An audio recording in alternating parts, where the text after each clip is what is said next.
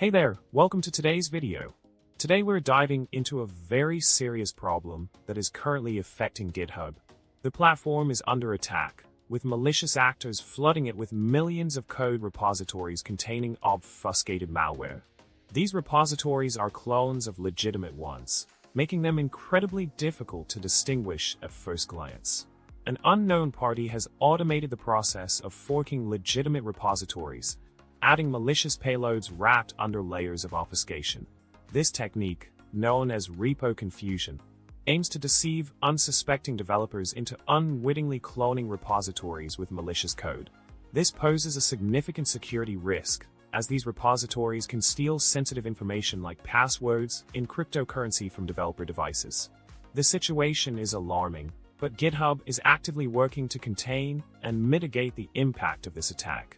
One key solution to protect yourself from this ongoing threat is to make your GitHub repositories private, if possible. This added layer of security can help prevent unauthorized access and exposure to malicious code. GitHub reassures its users that it is dedicated to providing a safe and secure platform by employing manual reviews, at-scale detections using machine learning, and constantly evolving tactics to combat adversarial threats. Additionally, GitHub encourages customers and community members to report any instances of abuse or spam they encounter on the platform. In summary, GitHub is currently facing a severe security issue with millions of malicious repositories circulating on the platform.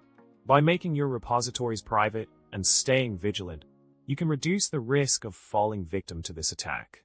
Remember to prioritize your online security and report any suspicious activity to help keep the community safe. Thanks for tuning in, and don't forget to like, subscribe, and comment below with your thoughts on today's topic. Stay safe out there, and happy coding!